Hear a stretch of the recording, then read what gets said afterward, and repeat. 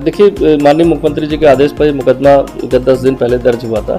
इसमें जो साक्ष्यों के आधार पर अब तक 13 लोग की गिरफ्तारी हो चुकी है और इसमें करीब 87 लाख जो छात्रों से पैसा लिया गया था वो भी बरामद हुआ है। काफ़ी सारी जानकारी विवेचना में हमें जो मिली है इसमें कि कुछ जिन छात्रों द्वारा उचित साधनों का प्रयोग करके परीक्षा पास की गई है, साथ ही साथ ऐसे नेटवर्क का भी पता चला है कि जो इन परीक्षाओं में कहीं ना कहीं सेंध लगाकर ऐसे क्वेश्चंस को लाकर इसको डिस्ट्रीब्यूट किया गया। तो उसके आधार पर स्टेप बाय स्टेप हमारी विवेचना आगे चल रही है।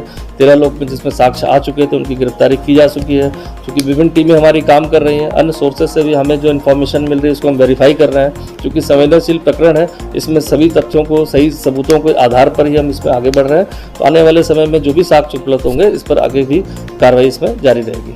कहीं ना कुछ सिंडिकेट तो था, जो पेपर लीक होता है तो कहीं ना कहीं इसमें कोई एक ऑर्गेनाइज तरीके से जुड़ा होता है। तो अभी तक जो, क्योंकि मात्र 10 दिन हुए जैसा मैंने कहा, तो इस स्टेज पर ये कहना 10 दिवस के अंदर कि इसमें कौन कौन लोग शामिल थे या उसका नेटवर्क कहाँ तक था, लेकिन ये आने वाले समय में जरूर क्लियर हो जाएगा कि इसकी जड़ें कहाँ तक थी या किस माध्यम से था। इसमें कोई सरकारी कर्मचारी अधिकारी की कोई संलिप्तता थी नहीं थी, या जहाँ पर ये पेपर प्रिंट होते थे उनमें किसी से संलिप्तता थी। तो चूंकि अभी 10 दिन है, बहुत जल्दी है कहना इन सब संबंध में। आने वाले समय में जरूर चीज़ें सारी। पूरे देश में एक नकल माफिया काम करता है और इसमें काफ़ी सारा पैसा इन्वॉल्व होता है सरकारी भर्तियों के चयन में। और हमारी ये 88वीं एग्ज़ाम था जिसमें ये मामला आया है। तो और आसपास आप देखते होंगे कि तमाम प्रदेशों में भी पेपर लीक हो गया, ये तमाम मामले आते रहते हैं। तो नकल माफिया इसमें लगा है। और जो ये मामला है इसमें हमको शिकायत मिल गई थी अप्रैल मई में, तो हमने खुद उसकी जांच की, इंटरनल जांच की पहले, और जो जांच रिपोर्ट आई वो हमने एसटीएफ से साझा की। और फिर एसटीएफ की एक प्राथमिक रिपोर्ट आने के बाद फिर हमने खुद इसमें एफआईआर दर्ज कराई। तो चाहे ये मामला हो, चाहे इससे पहले 4 और मामलों में हम एफआईआर दर्ज करा चुके हैं। तो जो भी मामले गड़बड़ी के आए हैं उनमें हमने खुद एफआईआर दर्ज कराई है। तो ये आयोग का तो ये पक्ष है कि हमने जांच का अनुरोध खुद किया है, एफआईआर खुद करवाई है। और दूसरा पक्ष ये है कि अगर जांच रिपोर्ट, जो अभी तक जो जांच हुई है, जो जितनी जानकारी आपको है, मुझे भी समाचार पत्रों से ही पता चल रहा है, अभी तक कोई रिपोर्ट हमारे पास वैसी नहीं है औपचारिक। तो वो ये पता लग रहा है कि जो हमारा सेवा प्रदाता था प्रिंटिंग वाला, शायद उनके यहाँ से पेपर लीक हुआ है।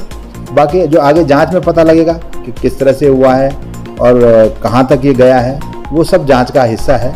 और मैं समझता हूँ कि एक जिम्मेदार एजेंसी इसमें जांच कर रही है और हमें कोई अच्छी सही जांच रिपोर्ट मिलेगी और जो दोषी होंगे उन पर कार्रवाई होगी, उन्हें सजा होगी। बहुत सारे कदम हमने उठाए अभी भी।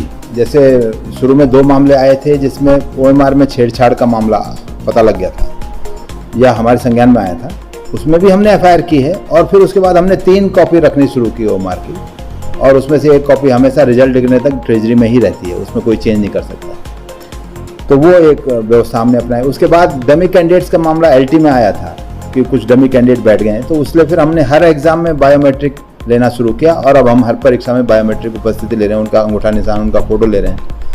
उसके बाद ब्लूटूथ का आपने सुना होगा, हरिद्वार में ब्लूटूथ का एक मामला आया, तो हमने उसके बाद फिर सेलेक्टिव एग्जाम्स में जैमर लगाना शुरू किया। वो भारत सरकार की अनुमति से लगाना पड़ता है, तो वो हमने कार्रवाई शुरू की। तो जैसे जैसे जो मामले लग रहे हैं कि ऐसा हो सकता है, तो हम उसके करेक्टिव मेजर भी लेते जा रहे हैं।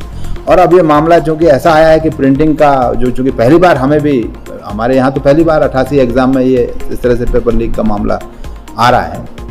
तो चूँकि ये मामला हमारे भी संज्ञान में पहले नहीं था, तो अगर ये मामला आया है तो इसके लिए भी हम जरूर करेक्टिव मेजर लेंगे और हम अच्छे से अच्छा इसके लिए सेवा प्रदाता लेंगे और इम्प्रूव करने की कोशिश करेंगे। और बेसिकली ये सारे देश में ये चलता रहता है कि वो भी कुछ माफिया भी कुछ और हथकंडे अपना रहे हैं और आयोग को भी इम्प्रूवमेंट करने की ज़रूरत होती है। तो ये एक लगातार चलने वाली प्रक्रिया है। परीक्षा को लेकर प्री और मेन एग्जाम बात चल रही है, क्या इसमें ये संभव है? और अगर है तो किस तरह से हो सकता है कि इस वाली परीक्षा में अगर प्री भी होगा, मेन भी होगा, तो एक चेक बैलेंस बन सकता है, तो वो उसमें किस तरह से काम? इसमें हमने 2 मेजर डिसीजन लिए हैं इस मामले के आने के बाद। एक तो हमने ये लिया है कि हम एक नया कानून का प्रस्ताव करेंगे राज्य सरकार के सामने कि वो इस तरह की नकल के बारे में बहुत स्ट्रिंजेंट कानून लाए, और उसमें हम ये प्रस्ताव करने वाले हैं कि इसको नॉन बेलेबल बनाया जाए, संज्ञेय अपराध हो और 10 करोड़ तक का जुर्माना हो, और उसके बाद जो है एग्ज़ाम की कॉस्ट भी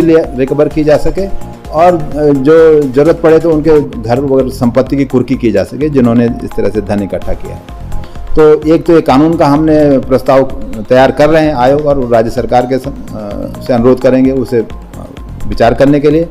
और दूसरा जो आपने मामला उठाया कि 2 एग्ज़ाम्स का, तो वो दूसरा निर्णय था आयोग का। इसके बाद जो हमने आयोग बैठक में लिया है वो ये है कि 2 टियर का एग्ज़ाम हो, एक प्री हो जो बड़ा होगा, जिसमें 3 लाख 4 लाख जितने भी बच्चे होंगे वो भाग लेंगे, और उसके बाद हम कुछ सिलेक्टिव पदों के सापेक्ष कुछ कैंडिडेट्स का मेंस लेंगे, जिससे हम प्री और मेंस को ज़्यादा कंट्रोल कर सकें। और कंट्रोल माने कि शुचिता की दृष्टि से उसमें हम हर तरह से जैमर वगैरह हर चीज़ करके, और उसका मोड भी हम बदल सकते हैं कि एक ऑफलाइन एक ऑनलाइन, तो उसमें एक में फिर प्रिंटिंग वगैरह कोई बात ही नहीं होगी। तो मेरे इस करने से काफ़ी कुछ सुरक्षा एग्ज़ाम में हो जाएगी, और माफिया को 2 स्टेप होंगे, दो दीवार बांधनी पड़ेगी, तो उनके लिए कठिनाई बढ़ेगी। आखिरी सवाल आप प्रिंटिंग वाले पर सबसे ज़्यादा शक जा रहा है कि पेपर में से लीक, वो एक विश्वसनीय आदमी था जिसपे आयोग ने इतना विश्वास किया, उसने विश्वासघात किया, तो उसका क्या ऑप्शन हो सकता है? उसके लिए भी यही हो सकता है कि मल्टीपल सेवा प्रदाता हों और रैंडम प्रिंटिंग हो, और इस तरह से एक या 2 को लेकर ना चला जाए। तो वो सब ऑप्शन आयोग विचार करेगा, मुझे उम्मीद है, और उसके बाद आगे के करेक्टिव मेजर हम लेंगे और ये कोशिश करेंगे कि ये ऐसे मामले दोबारा ना आए।